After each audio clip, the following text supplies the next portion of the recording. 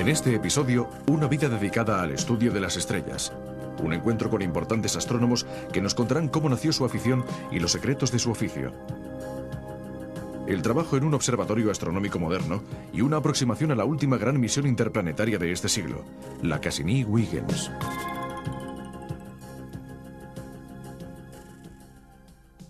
Estrellas, planetas, cuásares, galaxias, estrellas de neutrones, agujeros negros. En esta serie hemos paseado a lo largo y a lo ancho del cosmos para ver los fenómenos celestes más sorprendentes y familiarizarnos con las teorías que intentan explicarnos por qué las cosas funcionan como funcionan. Naturalmente, todos estos conocimientos son el resultado del trabajo de miles de decenas de miles de científicos que, a lo largo de los siglos, han dedicado su vida a resolver algún pequeño enigma de la inmensa bóveda celeste. Como ladrillitos, los pequeños o grandes descubrimientos, las confirmaciones e incluso los desmentidos han ido construyendo el gran edificio de la ciencia astronómica que en la actualidad nos permite saber, por ejemplo, qué está sucediendo a 10.000 millones de años luz de nosotros, o cómo era el universo en los primeros instantes de su existencia, y quizás también hacer conjeturas sobre su final. Todo gracias al mérito de personas como estas que han estudiado mundos tan alejados del nuestro. ¿A cuántos de nosotros nos habría gustado ser astrónomos? ¿Cómo se llega a ser astrónomo? En este episodio queremos hablar de los que están al otro lado del telescopio, es decir, del astrónomo, que observa pacientemente las profundidades cósmicas para descubrir sus misterios. Hemos preguntado a varios importantes astrónomos como Franco Pacini, Andrea Carusi, Robert Kirrenbach y Eleanor Helin, ¿cuándo y cómo nació su afición y qué estudios realizaron después? Veamos. Aquí, en Archetri, tenemos muchísimos visitantes. A menudo se trata de escolares, de chicos jóvenes. Hace unos años estuvo aquí un astrónomo muy famoso, Fred Hoyle, que al ver a uno de estos colegiales me dijo: Franco, tú los coges pequeños, como los jesuitas. En efecto, es frecuente que el interés por la astronomía surja en la infancia. Esto es lo que me pasó a mí, y fue alimentado en los largos paseos que daba con mi madre y con una amiga suya, una maestra de primaria. Al ponerse el sol, Venus era muy brillante, todavía me acuerdo, y esta maestra me dijo que se trataba del planeta Venus. Después, poco a poco, me fue mostrando algunas de las principales estrellas y constelaciones. Cuando nació en mí este interés, tuve el atrevimiento de escribir precisamente a la persona que entonces dirigía este observatorio, el profesor Georges Jouvet, un gran astrónomo. Increíblemente, me respondió. Al contestarme, me dijo qué libros debía leer. Lógicamente, esto me llenó de orgullo y me impulsó a seguir. Entonces, con un amigo, fabriqué un pequeño telescopio. De esta manera nos fue posible empezar a observar. Vimos los cráteres de la Luna, los anillos de Saturno, los satélites de Júpiter, en fin, una serie de cosas que estimularon cada vez más mi interés e hicieron que después me decidiera a estudiar física e intentara convertirme en astrónomo. Cuando tenía 9 o 10 años, íbamos de vacaciones a Celano, un pueblo de los Abruzos en el que teníamos una casa con una amplia terraza. Recuerdo haber pasado muchas noches junto a mi madre con una enciclopedia que tenía mapas del cielo y una vela para poder ver bien los mapas. Nos divertíamos localizando en el cielo las constelaciones y las estrellas. Esta fue mi primera aproximación a la astronomía. Después, cuando tuve que elegir carrera universitaria, estaba interesado en ingresar en la Facultad de Física, pero la elección fue un poco difícil porque en ese momento sentía una gran pasión por la música y tuve que elegir entre ser astrónomo o violinista. Entonces, después de algunas vacilaciones, pensé que si elegía ser astrónomo podría seguir tocando el violín, mientras que si me hacía violinista, habría sido muy difícil haber continuado siendo astrónomo. Finalmente me decidí por la astronomía. Muchas personas deciden convertirse en astrónomos muy pronto. Van a la escuela, se construyen su propio telescopio y observan el cielo. Al final transforman lo que era simplemente una afición en una profesión. Mi caso fue un poco distinto. La física siempre me gustó, pero fue al licenciarme cuando decidí dedicarme a la astronomía y convertirme en astrónomo profesional. Antes de ser astrónoma, trabajé como geóloga. Después me interesé por los cráteres de la Luna, preguntándome qué clase de objetos podían haberlos producido. A partir de aquí, descubrí la necesidad de estudiar los asteroides que pasan cerca de la Tierra. Así, en los años 70, empecé a estudiar estos cuerpos celestes, y todavía los estoy estudiando en la actualidad. El trabajo de los astrónomos es muy diferente en la actualidad. Las noches pasadas observando las estrellas a través del ocular del telescopio ya son cosa de otros tiempos. Actualmente los telescopios envían sus propias imágenes a los ordenadores, donde son registradas y analizadas. Así es que ya no hay ninguna necesidad de estar junto al telescopio. Se pueden recibir las imágenes solicitadas vía satélite sin tener que salir del despacho.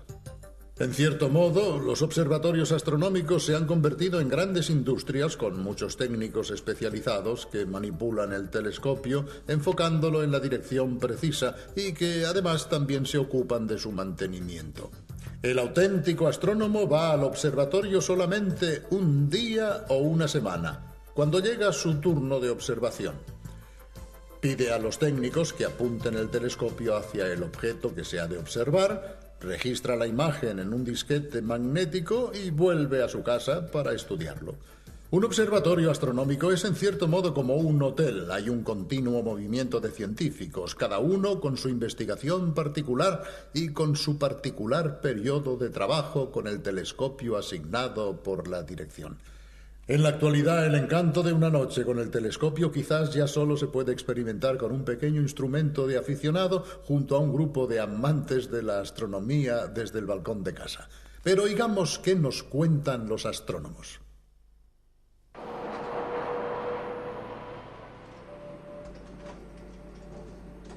Frecuentemente el trabajo del científico es muy normal. Es un trabajo de empleado. Yo, por ejemplo, trabajo diariamente con el ordenador, con un horario de oficina normal, sin problemas especiales. En otros casos es un poco más complicado. Cuando estamos observando debemos trabajar de noche.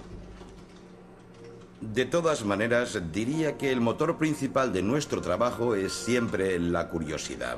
Es decir, nosotros somos personas con un interés por descubrir cosas nuevas, por indagar cómo funciona el mundo, por qué las cosas funcionan como funcionan. Esto puede parecer un poco infantil, pero se trata precisamente de la curiosidad física del niño que siempre se sorprende de lo que encuentra. Recuerdo que hace muchos años estaba estudiando dos cometas con un colega.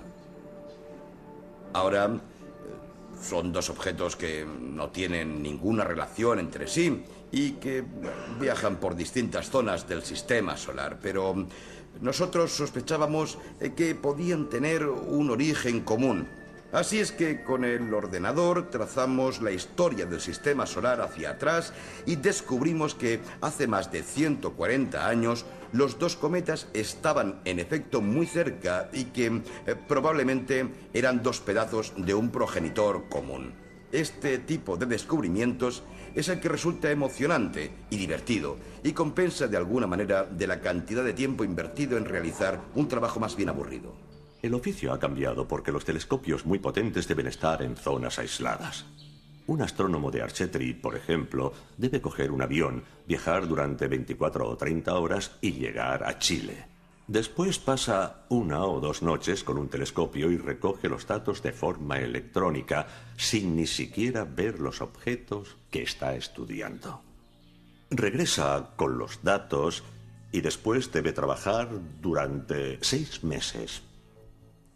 En este proceso, las nuevas tecnologías han resultado importantísimas. Pero el objetivo principal del astrónomo no ha cambiado. Nosotros queremos saber qué hay en el universo, cómo nacen, viven y mueren los objetos que se encuentran en el universo. Conocer el universo en su conjunto.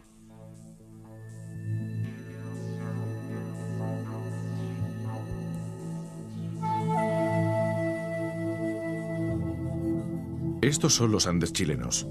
Localidad La Silla, a más de 2.600 metros de altura. Hace mucho frío y es un lugar inhóspito, pero ha sido elegido por uno de los centros de investigación astronómica más importantes del mundo, el de la ESO, el Observatorio Europeo Meridional. ¿Cómo viven los astrónomos en este centro? Uno de los pocos de esta clase en todo el mundo. Es una vida más bien extraña. Yo ya me he acostumbrado porque hace muchos años que estoy aquí. Pero comparada con la vida de un oficinista de cualquier ciudad europea, es realmente muy especial. Habitualmente, un astrónomo pasa aquí una semana, porque en primer lugar hay que decir que aquí trabajamos, dormimos, vivimos y comemos, mientras que tal vez nuestra casa está en Santiago, que se encuentra a 650 kilómetros de distancia. De manera que no podemos volver a casa después del trabajo. Por ejemplo, esta semana soy el encargado de la coordinación del Grupo Astronómico de La Silla. Esto significa que, en este momento, trabajo la mitad del día y la mitad de la noche. Uno de mis colegas está de guardia como astrónomo y debe permanecer despierto toda la noche. Entre otras cosas, debe supervisar a los encargados de la observación, debe controlar que todo funcione bien y, si hay algún problema, ha de tratar de resolverlo. Si hace mal tiempo, por ejemplo, si aumenta la humedad o el viento cobra mucha fuerza, debe avisar al personal y cerrar las cúpulas para proteger el telescopio. Nuestra vida es muy especial. Por ejemplo, por la mañana todos tenemos cara de sueño, unos porque forman parte del turno de día y hace poco que se han levantado de la cama, y los demás porque acaban de salir de la cúpula. Estos desayunan rápidamente y se van a dormir. Esta es la vida del astrónomo. Aquí, en cambio, estamos en pleno clima tropical, en la isla de Puerto Rico, donde se encuentra el mayor radiotelescopio del mundo. A estos instrumentos no les afectan las molestas luces de las ciudades como a los telescopios ópticos, así es que no hay necesidad de construirlos en la cima de una montaña remota. Pero aquí tampoco faltan los problemas para mantener el radiotelescopio en perfecto funcionamiento.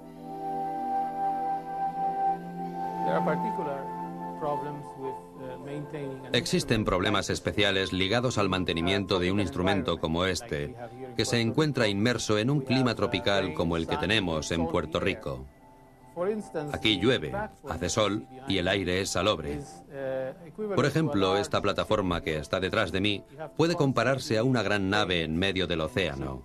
Es necesario barnizarla continuamente y mantenerla en buenas condiciones, porque de otro modo, debido al clima, sería corroída por el óxido. Lógicamente, aquí crece una vegetación muy variada que se desarrolla rápidamente a causa del clima y debemos mantener esta zona limpia.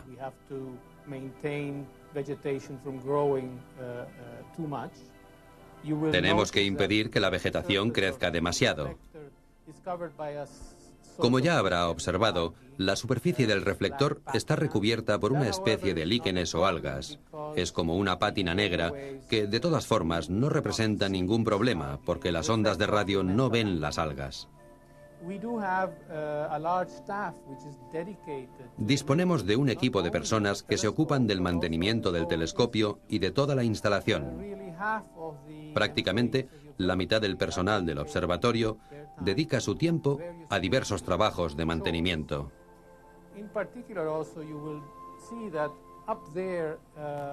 También se puede observar que encima de la plataforma hay unos instrumentos muy sofisticados. Se trata de receptores dotados de un dispositivo de enfriamiento que requieren un constante mantenimiento y cuidados especiales, ya que son aparatos electrónicos muy sensibles que han de ser controlados a menudo porque siempre deben trabajar en condiciones óptimas.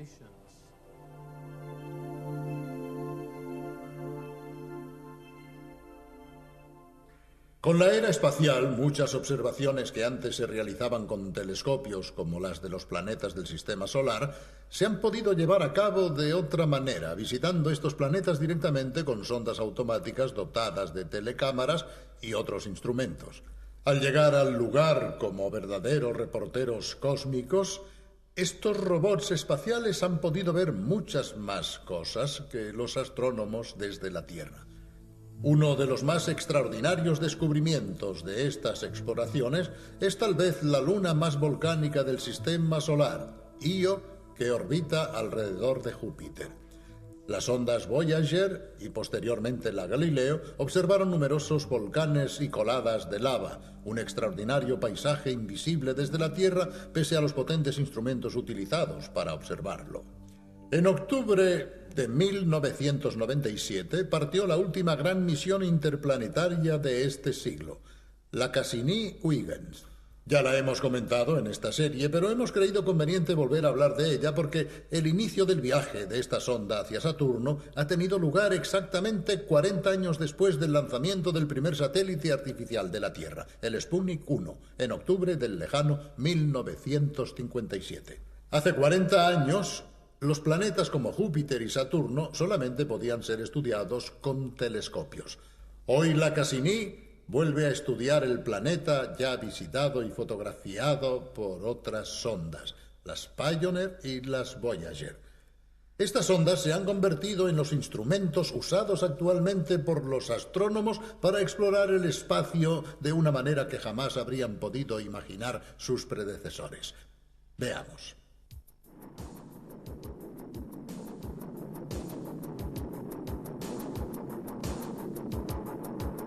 La última gran misión interplanetaria de este siglo acaba de empezar.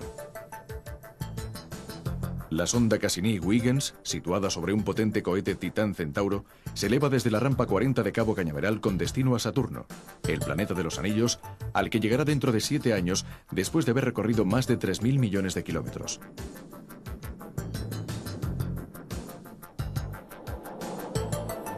En octubre de 1957 tuvo lugar otro lanzamiento histórico. Del Centro Espacial de Baikonur despegó el cohete que puso en órbita el Sputnik 1, el primer satélite artificial de la Tierra, un poco mayor que una pelota de fútbol y con unos 80 kilos de peso. Permaneció en actividad solamente 21 días, sin apartarse de una órbita muy baja. No protagonizó descubrimientos sorprendentes, pero marcó una etapa extraordinaria, el inicio de la era espacial. Hoy el hombre ya ha explorado el sistema solar, ha pisado la Luna y se dispone a estudiar más profundamente con sondas como la Cassini los planetas ya visitados por sondas menos sofisticadas como las Pioneer y las Voyager. 6 toneladas de instrumentos, ordenadores, motores, antenas y 18 instrumentos para investigaciones científicas están volando hacia las zonas más lejanas del sistema solar. Pero la ruta que está siguiendo la Cassini no es directa. Es más, en este momento se está dirigiendo hacia el lado contrario, a Venus, es decir, hacia el interior del sistema solar. Con un primer paso rasante cerca de este planeta en abril de 1998, la Cassini adquirirá velocidad gracias al impulso gravitacional recibido. En un segundo paso, en junio de 1999, otro impulso incrementará nuevamente su velocidad. Pero esto todavía no será suficiente. Para poder llegar a Saturno, la Cassini necesitará otros 2 impulsos gravitacionales. Uno de la Tierra, en agosto de 1999, y el otro del planeta gigante Júpiter, en diciembre del 2000. La Cassini es una misión conjunta de la NASA, la ESA, la Agencia Espacial Europea, y la ASI, la Agencia Espacial Italiana. A bordo de la sonda hay un módulo llamado Huygens, construido por la ESA y destinado a explorar una de las lunas más misteriosas del sistema solar, Titán. En estas imágenes vemos cómo se está montando la Huygens sobre la sonda madre. Cuando en el 2004 la Cassini entre en órbita alrededor de Saturno e inicie un estudio que durará 4 años, la sonda Huygens se desenganchará y se zambullirá en la atmósfera de Titán a 20.000 km por hora, iniciando una violenta frenada.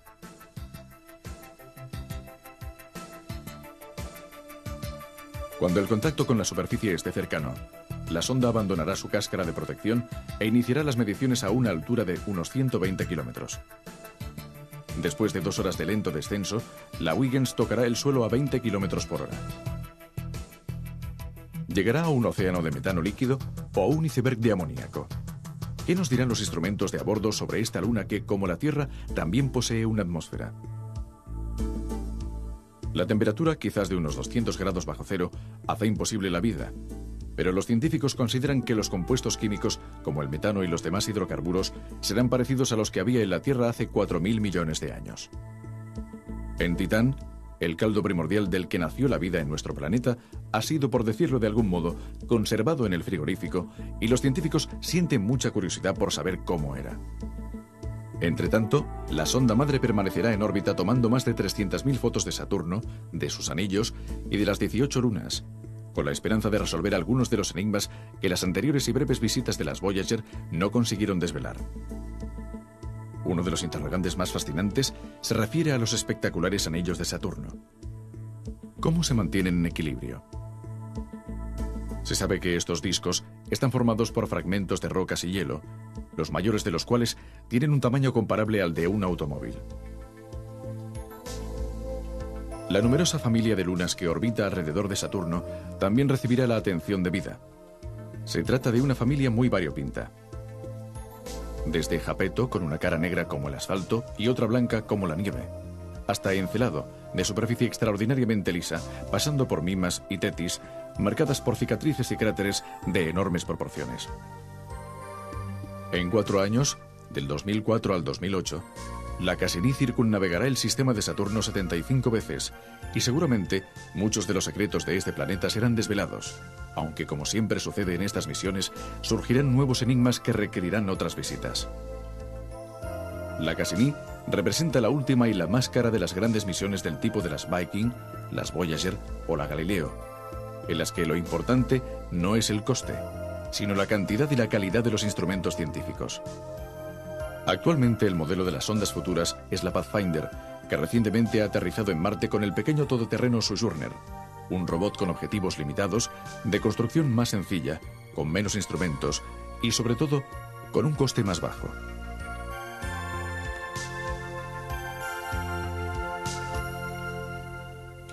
Han pasado apenas 4 siglos desde que Galileo Galilei levantara su rudimentario anteojo hacia el cielo nocturno e iniciara el viaje cósmico que todavía no ha terminado y que durará seguramente tanto como la especie humana. Pese a los potentísimos telescopios terrestres y espaciales, pese a las ondas que viajan por todo el sistema solar, nos encontramos apenas en los albores de esta gran aventura del conocimiento. El universo, con sus enormes abismos espaciotemporales, todavía nos oculta muchos de sus secretos. ¿Quién sabe cuántos grandes descubrimientos debemos todavía realizar? ¿Cuántos enigmas quedan por resolver? Hay mucho trabajo para los astrónomos del futuro y para los que tengan interés, esta puede ser una profesión realmente extraordinaria, una profesión en la que lo importante es ser curioso, preguntarse el porqué de las cosas y obviamente hallar también una posible respuesta. Hasta la vista.